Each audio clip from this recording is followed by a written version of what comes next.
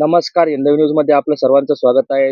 आज आसेगाव सर्कलमधून अपक्ष उमेदवार थोरात साहेब आपल्यासोबत आहेत. साहेब काय सांगाल आज आपण पंचायत समिती लढलात व आपला या ठिकाणी आपल्याला निकाल काय वाटतोय? हिंदवी स्वराज्याचे संस्थापक छत्रपती शिवाजी महाराज यांना पहिला मानाचा मुजरा करतो. तसंच 6 कोटी मर्यादेचं काळीज आमचे मनोजदादा जरांगे पाटील यांना जय शिवराय करतो. व तसंच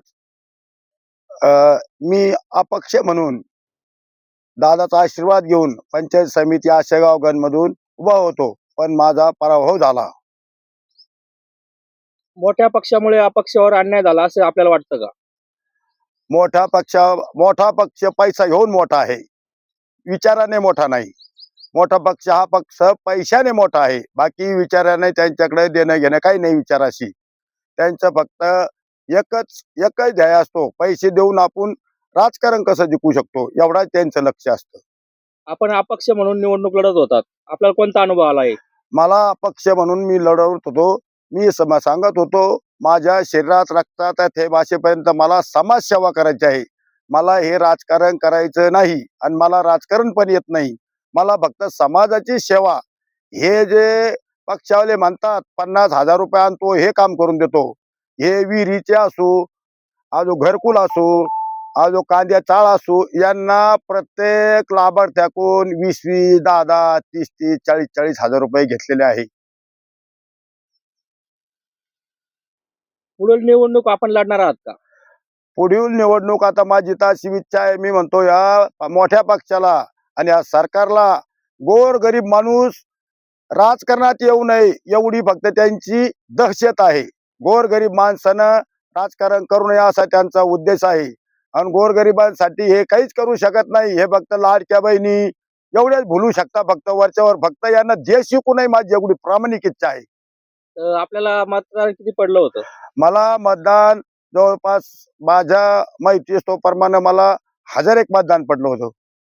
आणि ते 1001 मतदान आपण लक्ष्मी दर्शन करून घेतलं होतं. मी आपल्या प्रामाणिकतेनुसार घेतलेलं आहे. 1 रुपया सुद्धा कोणाला दिलेला नाही. मी आणखीन मतदाराला सांगत होतो, मी घरचा खूप गरीब आहे, पण मला फक्त समाज सेवा करायची आहे. तुम्ही मला पैसे मागू नका, मी पण तुमच्या कामाचा 1 रुपया घेणार नाही, असं मी समाजाला ठासून सांगितलं होतं.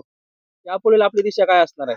माझी पुढील दिशा अशीच आहे का माझ्या शरीरामध्ये जो रक्ताचा थेंब असेल तोपर्यंत मी समाजासाठी कार्य करत राहणार. आणि आपल्या काही सोबत असणाऱ्या लोकांवर गुन्हाही दाखल झालेले आहेत, काय सांगणार? मला हेच म्हणायचं आहे, शेतानं कुंपण खाल्लं, शेतानं कुंपण. गरीब माणसानं निवडणूक अधिकाऱ्याकडे न्याय नाही मागायचा तर मग कोणाकडे मागायचा? आम्ही म्हणतो का बा तुम्ही त्या वोटिंग मशीन ह्या अमेरिका, जपान, या इंग्लंड यांनी सगळ्या सोडून दिलेल्या मशिनी या फेकून, आणि आपल्या भारतामध्ये त्या मशिनीवर त्याच्यावर इलेक्शन केलं जातं. आणि मशीन आहे ते कॅम्प्युटर युग आहे. कॅम्प्युटर युगात काय केलं जात नाही कॅम्प्युटर मध्ये. ह्या माणसाचं मुंडकं त्या माणसाला बी बसता येतं. याला केस नसले त्याला केस आणले जातात. ज्याच्या डोक्याला केस नाही ना, हे कॅम्प्युटर युग आहे. याच्यामध्ये तुम्ही स्वतः पाहिलेलं आहे. फोटोग्राफर जा, तुम्हाला केस नसले ते केस लावून देत्या, तुम्हाला मिशा नसलं तर मिशा लावून देत्या, गन नसला गन लावून देत्या. तर माझा या मशीनवर अजिबात भरोसा नाही. हे मतदान बदलणार नाही असं कशावरून? तुम्ही रिकाउंटिंगची त्या दिवशी हे केली होती का? रिकाउंटिंगची आम्ही प्रतीक्षा केली. त्यांना रिकाउंटिंगला आम्हाला नकार दिला. त्यांना माहिती आपले या पक्षाने विकत गेलेले अधिकारी आहे, सगळे विकलेले अधिकारी आहे. विकलेले सरकारनं विकलेले आहे सगळे. निवडणूक अधिकारी असो, तहसीलदार असो, हे सगळे विकलेले माणसं आहे. भाडोत्री यांना गरीबाशी काही देणं घेणं नाही. यांना फक्त पैसा पैसा पैसा दिसतो. आपण पाहत होतात हिंदवी न्यूज, एक अपक्ष उमेदवाराची आपण प्रतिक्रिया हिंदवी न्यूजच्या माध्यमातून पाहू शकता. मी आपल्याला जनतेने जे मतदान दिलं, मला काय सांगणार? मला जेव्हा प्रत्यक्ष मित्र असो, पाहुणे रावळे, सखे सोयरे असो, यांनी जे मतदान केलं, मी तुमचा फार फार आभारी आहे.